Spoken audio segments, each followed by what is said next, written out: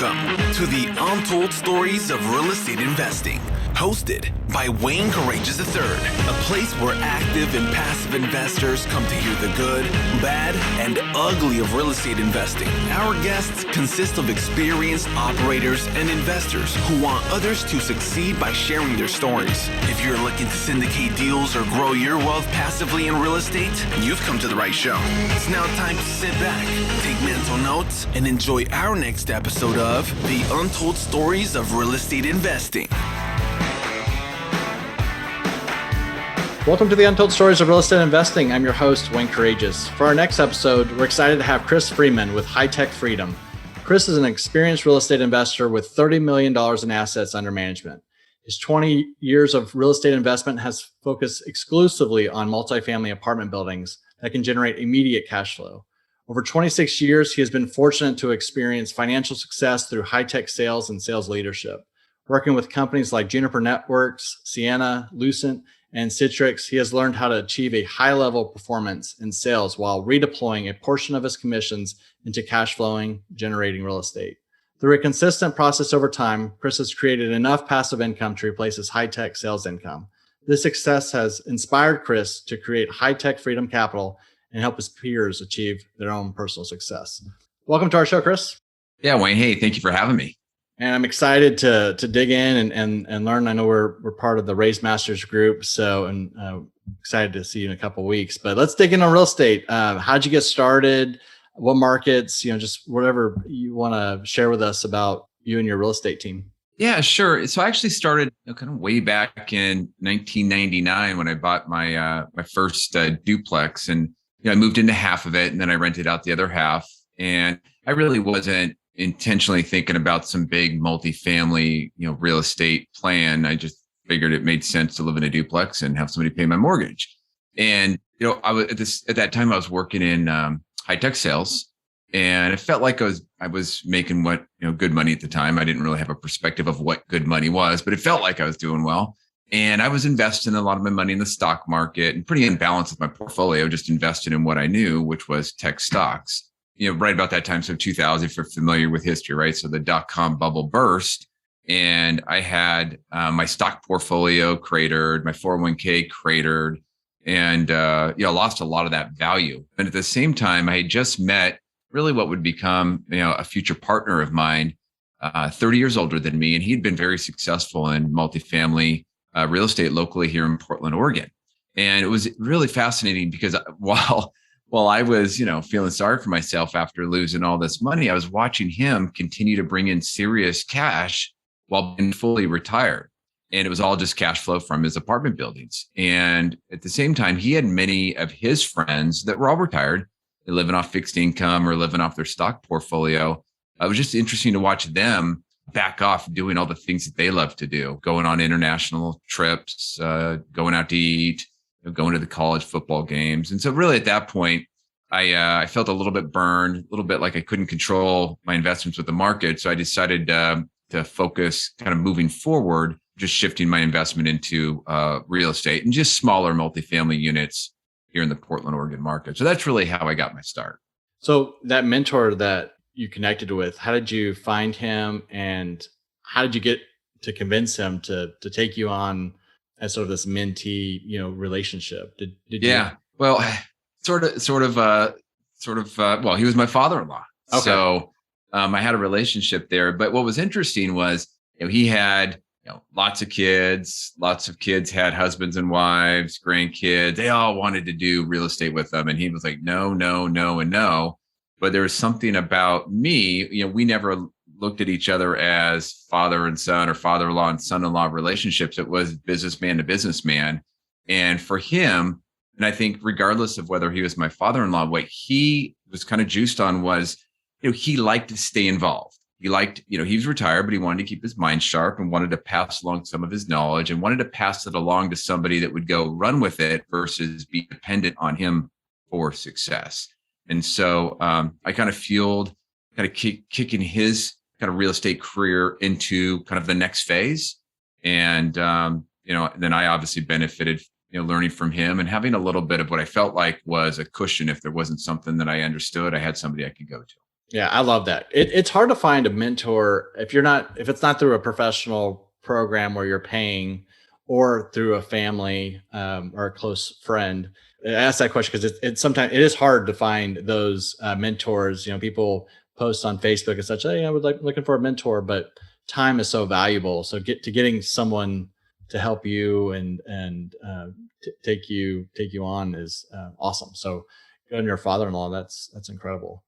So let's go back to the duplex days. I love this because I was actually just talking to my niece about it over the past weekend, and talking to her about looking at buying a duplex. Was the idea to get a duplex to offset that mortgage, or why didn't you go out and buy a single family? What was the initial itch to get into this to Oh duplex? no, I owned a single family. So I left the single family, and it was sort of an interesting opportunity, right? So I was watching my friends who were all tech salespeople doing really well. And we had all bought our first house, as single people. And they were all starting to now maybe get engaged, get married, move up to that next bigger house. And here I am. I'm like moving into this 1950s brick duplex, and it felt like I was stepping down.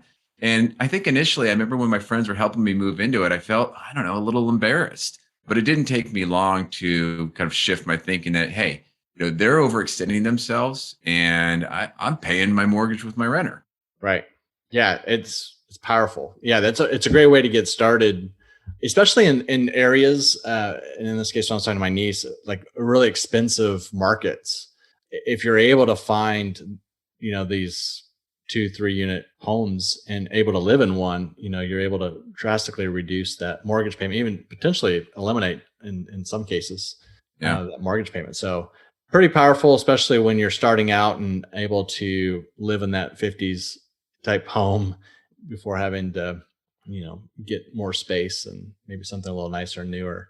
But so fast forward a little bit after that. So with your sales, your commissions. I mean, how did that all work? I mean, you took your commissions and then you saved and you put 20%, 30% down on a home in additional duplexes, or did you go skip right into the multifamily with your father-in-law? How did that all work with? Yeah. Yeah. No, it's a good question. So I was in the duplex, and I was like, okay, well, this has piqued my interest now. This is, I like this. And so I wanted to go do something bigger. And so I would ask my father-in-law about it. And, so we were poking around, looking in the paper back in the day, and there wasn't really Craigslist or an internet to look at. And so we found a fiveplex, no, a fourplex, sorry, found a fourplex. And he and I talked about it, and he liked it and I liked it. And at that time my attitude was, well, if he likes it, it's good enough for me. And he said, well, you want to just partner on it? And it was very informal. And I said, sure, let's go do it. And so I'd been setting aside some of my commission dollars. We went and jumped in and bought it. And I remember thinking at the time, I am big time now. I just doubled my assets from 2 units to 4 units. But that was really a start of a journey. And one of the things that I learned in the process working with him was, with that fourplex, I tried to find things that I could do that would add value to him. The things that maybe he didn't like to do, or that he wasn't good at or didn't enjoy. I just grabbed onto those and tried to run with it, and even maybe over deliver or exceed his expectations when I did something. And then, after that really kind of, opened both our eyes up to, well, let's just go do it again. And so then what happened was I sold my duplex. We found a 15-unit building. It was essentially, it was in the newspaper. It was off market. It was just the seller selling it direct. And so I sold my duplex and 1031 that into 15-unit building. And then that ended up being a great cash flowing asset that fueled a bunch of other purchases over 20 years. Yeah. Well, a couple things there. Even though it was your father-in-law, you built a team. You were able to offer things that he didn't want to do, or time or whatever, and he was able to leverage your experience and your time, and you're able to leverage, the things that he was able to bring to the table, obviously with this experience and maybe a stronger financial base to sign on the loan, et cetera. But that team, it goes through whether you're doing a 3, 4 unit or 15 unit or 200 plus, multifamily or office deal. That team is extremely important. And the other thing that I love that you said that I just want to hit on is you worked really hard to find ways to take things off of his plate and really add a lot of value so that you could get onto that next deal. And what I'm seeing is in, just life in general, whether it's football or anything, the more you're able to add to that team and that sport, people want to do business with you. They want to play with you, and that mindset. So love that. And so with your background in technology and all the platforms and such that you've worked with, how are the technology platforms and your background in the tech and sales world helped you to gain advantage in the real estate sector and to scale your business? Yeah, I would say it's actually taught me to be more cautious of some of the technology because being in this space, I can be guilty of the shiny object syndrome. It's like, ooh, there's a cool tool, let me go try that out. But what I've learned over time is, man, every one of those tools is everything is shifted to a subscription model, and there is a subscription and a tool out there to solve every problem, and they all start off with a very low entry point. But then, oh, I want that feature, or I need to really be able to do that. It starts to creep up. And if you're not careful, that operational cost can start to get a little bit out of control. And in some cases, it can overcomplicate things. And so I've tried to keep it as simple as possible, really leveraging, some of the basics, live on Zoom, live on, heavily leveraged Dropbox, Google Drive, starting to explore, kind of a process management tool like a Usana or one other tool, just to kind of get out of the email process a little bit. Yeah, more for your project management piece with the just kind of the workflow. Workflow. Looking at a deal, post deal, the asset management of the deal. Even on like my podcast, just all the steps in the processes. So make it consistent. And one of the things that we've been working pretty hard on is just checklisting everything, right? So you don't have to think about it. We just go do it. It's the same way every time. And that consistency, that drives efficiency. Yeah. And then when you're focusing on raising capital and growing, are you focusing, as your focus as a business with High Tech Freedom, focused on the high tech sales entrepreneurs out there? Is that sort of your avatar that you're focusing on, or? Absolutely. Yeah, absolutely. So what happened was, so I've had a brand out there for a long time, and it was raising some capital. But what I was noticing is that most of my network, like if you go to LinkedIn, I don't know, 80. I'm just kind of throwing out a number, but let's say 80% of my network is technology people, and 80% of those are probably salespeople. And so the network that I'm naturally sort of touching, is that high tech salesperson.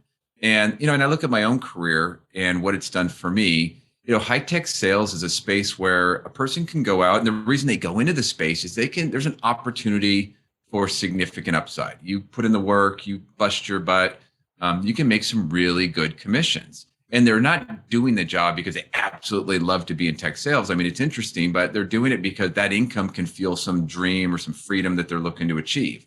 The challenge that I've seen with a number of tech salespeople, and this could be the same for maybe a doctor, dentist, whatever, but in the high tech space, I've seen people where, you continue to make more money and you continue to creep up your lifestyle. And, over time, when it comes time to retire, your 401k is not going to be able to maintain that same level of lifestyle that you've built up over time. And so I've been very passionate about creating that ability to, from a tech salesperson, I've got this podcast that I started called High Tech Freedom. And the idea there is bringing other successful tech salespeople so that you can learn from the best in order to earn like the best. And then, how do you create that additional income stream over time by investing in assets that can generate cash flow above and beyond your 401k or stock or whatever the company's giving you. And so that's really the premise behind the brand. Yeah. Were you doing that before you had joined Raise Masters and focusing on that avatar perfect customer? I think there might have been an inkling of an idea, but it definitely got accelerated when talking to Hunter and I think what really caught my attention, and he said this, so this isn't an original quote for me, but right, I'll never be the Grant Cardone. It's going to be hard. I shouldn't sell myself short, but it's going to be hard to be seen or be noticed and to be able to offer the value that we have in such a giant sea. But how do you shrink that sea to maybe a lake or a pond so you can be a bigger fish or maybe the only fish in that pond? And so that resonated with me, and it gives me an opportunity to be seen and then offer value to the people that I'm closest to or more similar to. Yeah. I asked that because it wasn't something that I had really thought about. A lot of my outreach and education to investors in general, obviously are to my network, but not really focused on a specific, like your high tech sales people. And I think it's a great lesson and a great thing for those that are listening is think of it like the blue oceans, right? Or when there's a lot of competition, there's a lot of sharks in the water, just using that imagery, there's a lot of blood in the water, and going and finding opportunities where the seas are bluer, you're not having to compete as much, but you're also able to educate and talk the same language to those investors that you have relationships or maybe have common interests and experiences in your case. So it's a great, if those that are listening, looking to raise capital, look at that instead of the wide net of trying to market to a wide cast of different groups. Find that niche. So good on you for doing that even before this, because it's not something I was doing. I definitely had a Thank you. much I wider appreciate net. that. So shifting a little bit on your experience in buying property. I mean, you've got an incredible long-term career at doing this. Have you found it more difficult in today's environment to buy properties than you did, say, 20 years ago? Yeah, that's interesting. Or even 5, 10 years ago? It didn't have to go that far back, but Yeah. are you just seeing that it's just a little bit more challenging over the last couple of years, COVID or not? I think on one hand, a little bit, just because it's more competitive, but on the other hand, I would much rather have today's, well, yeah, I think what's better about it today is the availability of the information and the access to it. And that not only helps, the deal sponsor, but even the passive investor being able to get the information just as easily as the people putting together the deal versus 10 years ago. You had to really go hustle to get the information. And, granted, that might give some people a leg up. But if I'm a passive investor, the reality of them being able to go get that information is pretty low. They're going to depend pretty heavily on their relationship with that sponsor. Yeah, no, it's great point. Most recently, I was looking at a deal that in an area that I wasn't too familiar with, but just being able to do some Google search and look at some flood zones and really see the market from a standpoint of just easily Googling in a way. It's you really can find out a lot faster than what, even, I don't know, 15 years ago when I was buying properties. It was just, times have changed so much. I would dread going to the city office and having to pull the microfiche out and, find my property or find old permits. It was just, 2 hours of my day. Yeah. Are you using any virtual assistants or team members to help manage your time while growing your portfolio? Or how's your staff? How have you managed your team? Yeah. So so on my personal assets, I've got 2 great local property managers, and those assets are all stabilized. So, mostly check in with them on a monthly basis and, go through some of the basics, look at any work orders as they come in, if there's anything significant. So that's all pretty stabilized. And then on the kind of the larger front, on the syndication front, my 2 of my main team members, we've got a pretty good division of focus. We're all going to raise capital and we're all going to step in and, look at the underwriting, but each of us has sort of a point focus. And so that distributes some of the workload. Even like now, I've got, one of my partners, she's taking care of all the stuff at the bank, getting the accounts open, taking care of all of that while I'm taking care of the investor portal, getting subscription documents, going through the whole e-sign process and making sure all the fields are correctly tagged. So we're getting a good division of labor there. And then I did get a VA, and it's been fantastic. I mean, she's also really sharp. I'm so fortunate to have her.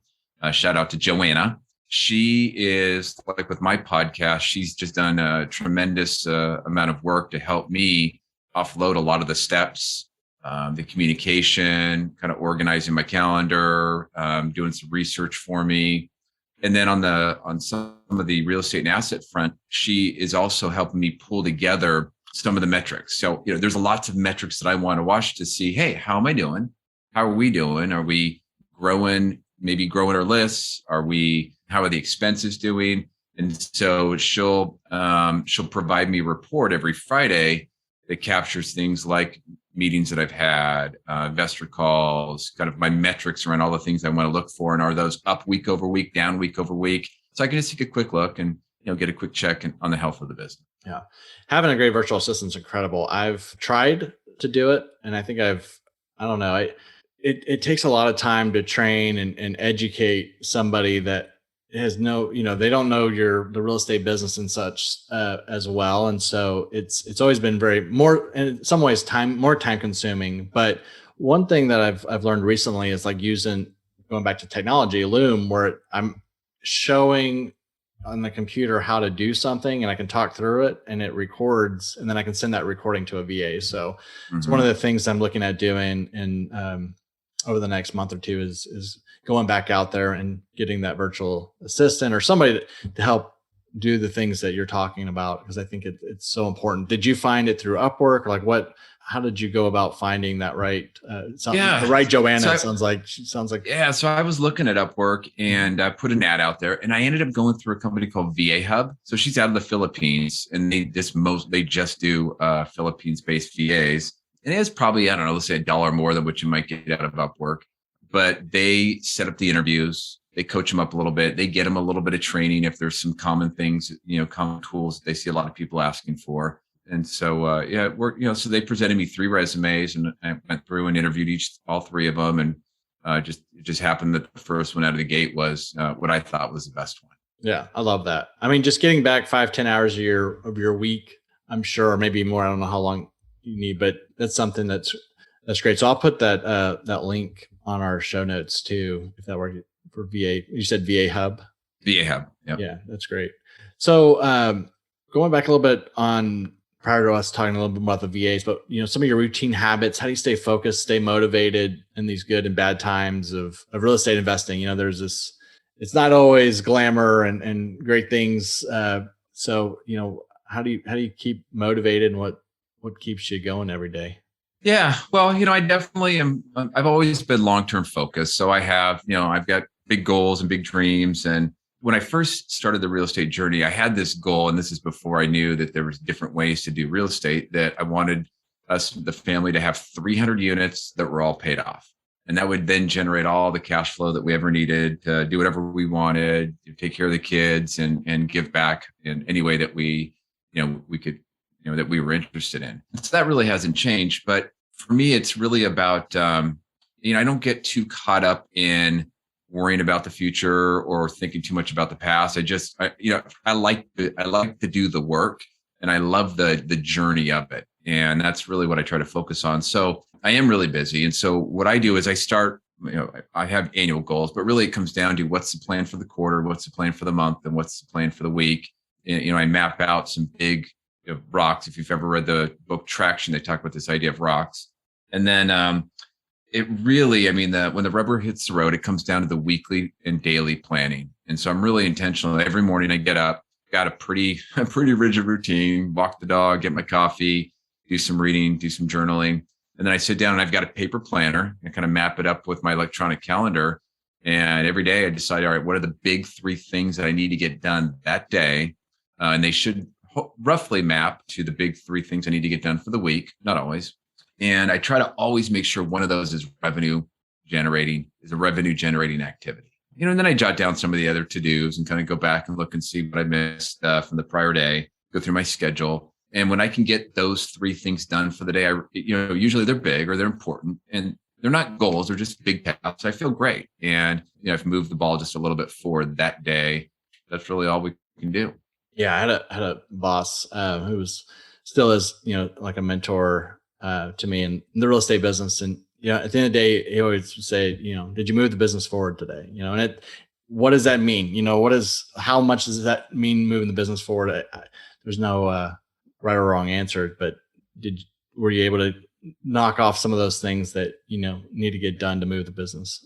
Well, and I think what's key is, for any professional, it's not hard to be busy, but it's really easy to be busy doing stuff that just doesn't matter. You're going to feel good because you're busy, but did you really move the ball forward? And I think, the way whether you did or didn't is, hey, how does that align? How does that one task align to the bigger monthly, quarterly, or annual objective or goal that you're working toward? So maybe it's finding the next deal, or maybe it's bringing on some new investor relationships, or maybe it's setting up a new brand. Whatever it is, there's all kinds of subtasks, and if they're moving you towards that big goal, yeah, 100%. Yeah. So shifting a little bit, you're based out of Portland, right? How are you finding and partnering with other investors in other markets? How are you building those relationships? One, and then two, knowing, when it's good to partner and team up with those people, because I assume not all your investments and focus is in Portland area, probably outside that area, to more landlord friendly states, et cetera. So can you talk us through, like, how are you building those relationships and sourcing deals to grow your portfolio? Yeah, you bet. So I have two primary partners. We each have our own brand, but we're kind of slowly building structures around the three of us in terms of process and building out the team, and and kind of what each of us wants to focus on.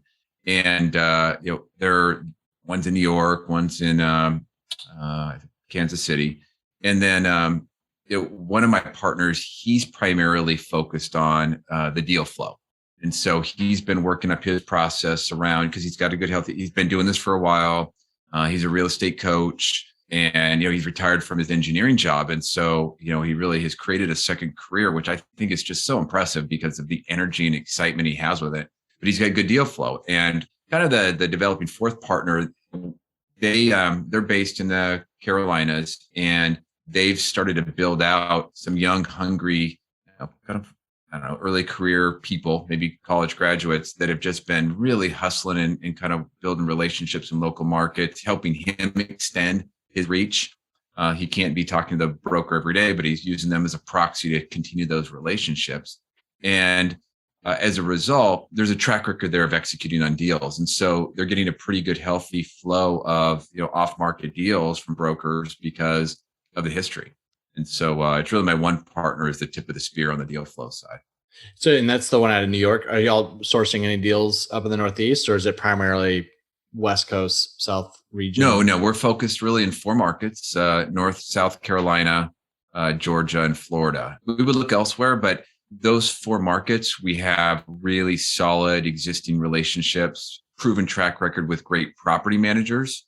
And we really feel that kind of in the current cycle of the industry, it's great if you get a good deal and you've underwrote it correctly, but the operation piece is going to be key.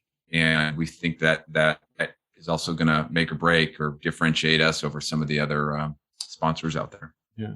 So if you don't mind sharing an example of or more of challenging times that you've experienced when operating your properties, how'd you overcome it and get through it? Well, in fact, I think I just had one recently. I think we were scheduled to do this call back before Thanksgiving. That's right, we were. And the day of the call, so I'll tell a quick story. So I have a smaller building, it's a 22 unit asset, and I'm in contract to close on the Monday before Thanksgiving. Well, Saturday, you and I were going to record this episode, and I get a hysterical call from an on-site maintenance person there, and it's his wife. And all I heard her say was fire. Like, oh no. So short story is, we had a fire at the property, and this is Saturday, day and a half before I'm going to close on Monday. And I just remember driving out there, feeling, looking at the property and feeling a little bit sorry for myself. It's a big plan for that capital. It's all right. Well, oh well.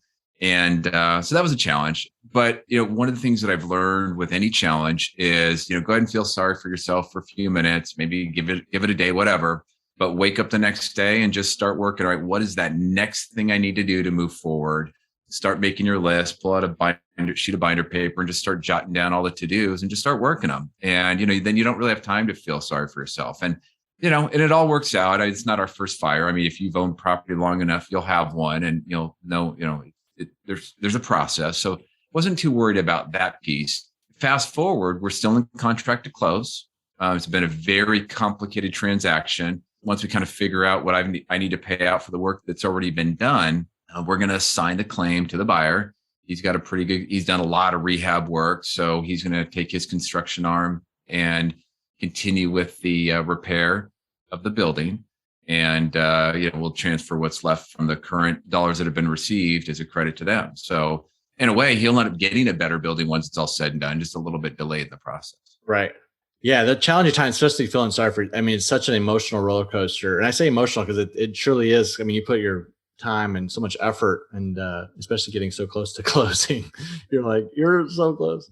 But no, I'm glad that it's worked out. And thanks for sharing that. I think so many times real estate in general, it all looks good. And, rents are coming in and all, but at the end of the day, life happens and things can change. I mean, in Texas, we had the massive freeze. Yeah, I remember event, and we're not made to have major long periods of time of, almost 5-degree weather, multiple days. It was insane. So busted a lot of pipes, a lot of flooding, and then some markets, coastal markets, you got hurricanes and floods, et cetera. So anything can happen in this thing we call real estate. But just how you get through it and staying positive and going through it. So appreciate you sharing that. One more question before we start closing up, but what are some of the overlooked aspects to real estate investing that, people out there are making some investment mistakes or things that, they can really, do better on or think of, and how to make better decisions in analyzing or, buying properties? Yeah, I think it's definitely letting emotions get in the way. I think I'm guilty of this, but you start to look at a deal and you're getting excited about it and you start thinking of ways to make it work. And you really have to keep the emotions out of it. And it's not a new business. It's a numbers game. Math works. And so making sure that, you're not changing the numbers or changing the assumptions, more important, just to make it fit. And then the other thing I'd say is, if you're newer, maybe by yourself, maybe it's a smaller asset. If you're not sure, it may be new to you, but it's not new to somebody else. Anything you're going to run into has been experienced by somebody else. And it's such a broad, diverse, there's so many people in the industry. You could call up, if you don't know who to call up me, call up Wayne, call a broker. I mean, a broker would be happy to point you over to another investor to let you bounce an idea off of. I mean, that's what they do. I mean, to them, that's value add. And that's the quickest way to get help if you're just not sure. Yeah. It's a small knit community world. I mean, whether it's through meetups or Bigger Pockets or Facebook, real estate groups, people are out there wanting to help and add value because likely they asked for that help, initially on too. So great points. And I also liked what you said too, Chris, about the emotional aspect of finding that property and then underwriting it to a point where sometimes it becomes a little bit more aggressive than what we initially would have done just to try to make the deal work. And when that happens, I'm guilty of it. It's that fortunately I realize it to a point where, okay, I'm not doing a letter of intent, but it gets to a point where you try to make the deals. Like, how do you make this work? Because you want a deal so bad. But then the deal isn't a deal after that, right? You're overpaying or you're doing something that's potentially risky. So it's great advice, and appreciate you sharing that. So as we sort of wrap up, I always ask this to our guests, but what are proudest moments you've had in real estate investing in your career? Yeah, I struggle with that a little bit because I think I mentioned before, I don't spend a lot of time thinking about the past. I just try to stay in the moment. And so usually it's the next thing I've accomplished is the next big thing or the next most memorable thing. But I will say right now, I mean, I am really excited and really proud of the podcast that I've launched. Although it's not directly focused on real estate, a component of it is, how do you invest those commission dollars to generate that cash flow? So it does come up a little bit. And so I'm really proud of that. And, it was a lot of hard work and a lot of evening hours and weekend hours. And so it's exciting to see that. And now that it's out, I think I've had a lot of personal satisfaction from people that I haven't talked to in a long time, just unsolicited notes to me saying, hey, I heard it. It sounded great. You sounded great. Well put together, very professional. So that felt good. Really proud of that. Yeah, love that. We'll put it in our show notes as well. But anything else you'd like to share on this show or about your company, about your podcast, and how can listeners find you? Well, I would say that, High Tech Freedom, although it's a podcast for tech salespeople, everybody needs to learn to sell. And no matter what your job is, your sell, whether it's internal, external.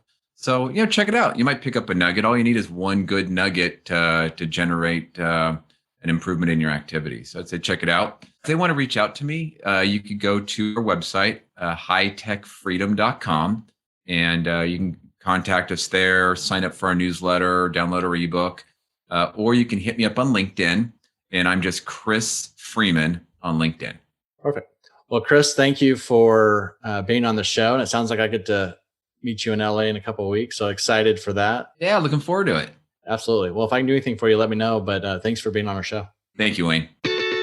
That's all for this episode. We hope you subscribe, share, and leave a review of the show. For more information about passively investing in multifamily apartments, check out Wayne's free ebook by going to CREIPartners.com/ebook. Also, follow us on Facebook by searching CREI Partners. This was the Untold Stories